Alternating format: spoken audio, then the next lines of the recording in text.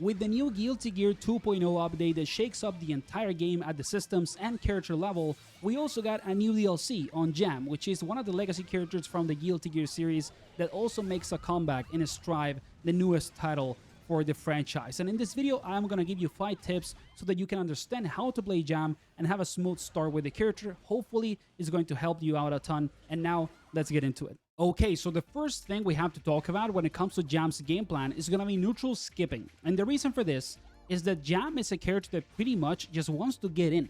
She wants to be on your face, B+, open you up with cross-ups, right, high-low mix-up, even with strike throw. So it's gonna be really important for you to understand how to win neutral and actually close the gap. And the best way to do that is to actually use her command dash, okay? She has a command dash that is inputted by doing quarter circle backslash. It's almost a full screen dash that has low profile properties and also has a follow-up with heavy slash that is this giant punch that is -8 on block, but it causes a lot of pushback and there is a ton of space between you and your opponent. So it is almost impossible to punish this unless you do it like point blank, like right on their face. And even there is a little bit of pushback. So this is gonna be the way for you to get in with this character. And you need to be using this command dash into this follow-up with heavy slash as much as you can and threaten this in neutral. So if you want to close the gap, this is the move that you gotta use, and it's arguably the way for you to play Jam in mid-range and long ranges. You can also cancel this command dash by inputting another normal, and it's gonna give you this animation, right, in which the momentum of the command dash stops, but it is very minus, and I would argue that it's not necessarily as good as just simply rocking the gorilla neutral with your heavy slash follow-up and the giant punch. So have that in mind, but I would still recommend to just use this, right? And then on top of that, you also have quarter circle forward kick, which is this move. This is -30 without any sort of spacing or whatever. Even if you space it super well, it is still very minus. So I would only use this move specifically if you have meter to Roman cancel, okay? You can make it super plus, so it is really strong if you actually have the meter to use it, but I wouldn't use this just to kind of like say YOLO neutral and then die because they punish you with a full giant combo. So if you want a neutral skip, just prioritize using the command dash into the heavy slash follow-up, and if you have meter, then you can maybe use this into Roman cancel. Oh, and one last thing is that this move can whiff on crouching opponents, so be very careful if you see people crouching a lot because maybe you're using this to neutral skip and then doing red Roman cancel on hit.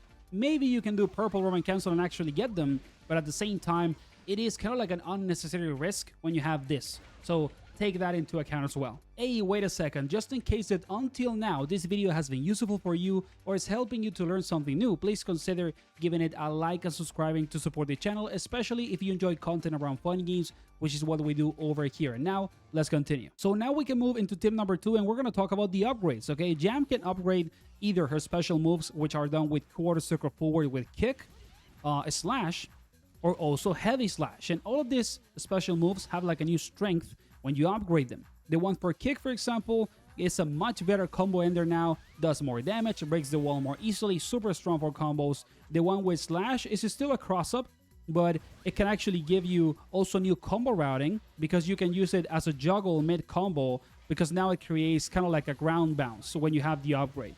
It is actually really good as well. Boom, and you get a combo that is completely new because you have the upgrade for slash, and then the one for heavy slash in particular, in my opinion, is one of the best because it becomes actually plus, okay? If you have the upgrade this low, it's +6, which is insane. It's really, really strong, and I would argue that if you want to prioritize an upgrade, it should be this one. It is actually just so strong that when you have the upgrade, you're +6 on their face with a character that has so many mix-up opportunities. Like you can have the upgrade and then do the overhead because people are going to think that you're going to go for the +6 all the time, for example, or you just rock it with this version that is upgraded and you're on their face and you can go for a strike throw, for another, for example, high-low mix-up or a cross-up. It is arguably the strongest upgrade in my opinion, and if you have an opportunity to do this either in neutral because you are like on full screen, right, and you can have more time to actually input it and not get punished, or maybe you do a combo route that ends with forward heavy slash so you have time to cancel it after into this,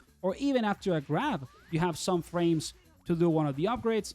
If you have all of these opportunities, I would say that you should most of the time go for the upgrade for the heavy slash kick because being +6 is just, is too strong in my opinion, and it is the most stable option. Like if you want to have a quote-unquote stable game plan, this is arguably the best way to do it. And then the other thing that is super good about the heavy slash upgrade is that, okay, the low is now +6 on block, insanely strong, should be enough reason to use it. But on top of that, you tend to use this move on combo routes because it gives you juggles and stuff like this. So it is really good for combos. And when you have the upgrade, the combos are even better. They actually do more damage, give you more juggle opportunities, and it can be really, really strong. A ton of damage, over 50% or 60 really, and also the positive bonus and everything.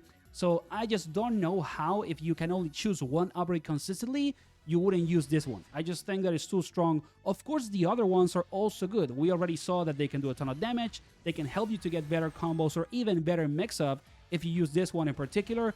But I would argue that this one, the one with heavy slash, is just too good. It's plus frames, new combo routing, more damage. To me, it's the best one. Of course, you can explore each one and see which one you like more, but me personally, I would say that this one is just miles better than the other ones. And well, now we can move into tip number 3 to talk about the best options for pressure. This character, like I said earlier, really shines up close. She's not necessarily a character that wants to dominate neutral. She just wants to be on your face and open you up. So which options are the best?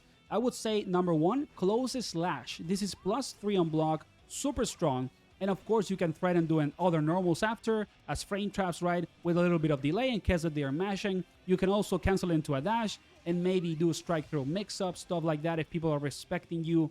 And then also, kind of like to add it as a layer, you can actually do your overhead after this. And if it doesn't cross up, it's -1. And if it does cross up, it is actually +3. Okay, so it is really strong. This sequence or string is incredibly good. Like the fact that you're +3 into a cross-up overhead that can be +3 also is insane, I would say. So really good string to use. Then remember that you also have your low, QCF, heavy slash. And if you have the upgrade, it is also plus. So let's say, for example, that you have the heavy slash upgrade. That means that you can do closest slash into overhead cross-up, B+ again, then do another normal and do the low and be +6. This is absolutely nuts, and this is the staple game plan for Jam. Like, this is what she wants to do.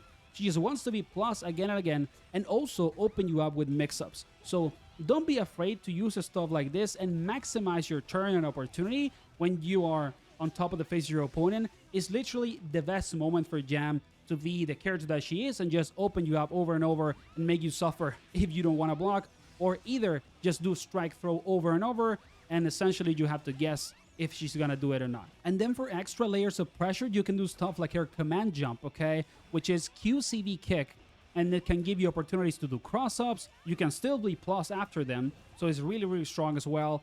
And then you also have the quote-unquote universal options of the game, like doing something simple like 2K to D into upgrade, then you're a plus, and since you have the upgrade, you can get a full combo or more pressure, stuff like that. So it's going to be really important to mix all of those options up, kind of like overwhelm your opponent with everything that you can do, and essentially open them up over and over, because it's going to be too much to deal with all of these options. So now for tip number 4, let's quickly talk about defense, specifically about Jam's counter, which is quarter circle forward punch, and also her 6P.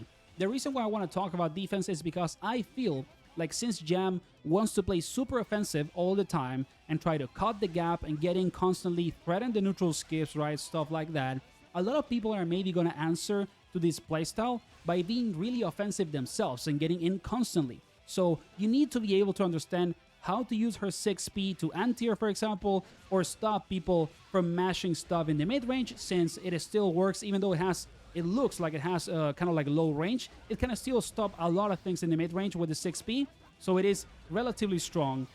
And then on top of that, remember that you have a counter, not only the 6P for defense, right? The counter, you do forward punch and it gives you the follow-up, which is invincible. So it is actually kind of like having a reversal after the counter, and you can actually kind of like hit confirm it into Roman cancel or things like that. You need to lab whatever combo route you want to use. You can do something simple like this.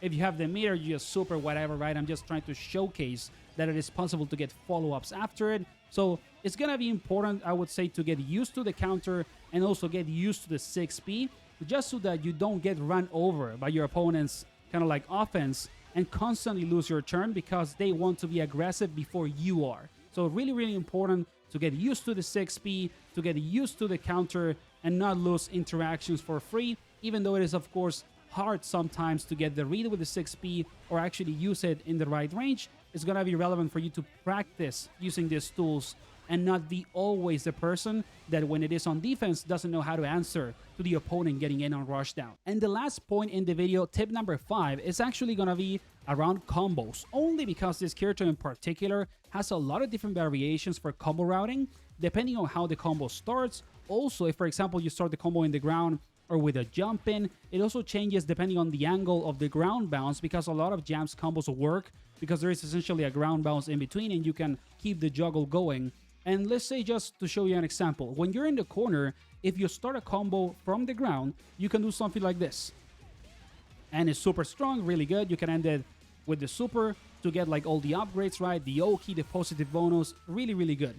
But then if you do the same combo from a jump in, you actually have to change the routing or it doesn't work. And you have to do something like this, right? And oh, I didn't end it well, but you get the idea. So it's just gonna be super important for you to actually understand that the combo routing for this character is a little bit more maybe inconsistent than other characters in the game, and you need to lap different situations, like I said, depending on the ground bounce. Also, if it is from the ground or from a jumping, it's just to be aware of this particular thing that she has in her combos that is really important. So yeah, that was the video, guys. I hope that it was useful, that it helped you to understand Jam and also kind of like get a smooth start with the character. I also did a video similar like this for 5 of the biggest changes with Guilty Gear Strive 2.0 if you want to check it out. And of course, if you can, like and subscribe to support the channel. I would really appreciate it, especially if you found this guide helpful or if you enjoy content around funny games, which is what we do over here. So take care, keep enjoying Guilty Gear, and see you soon.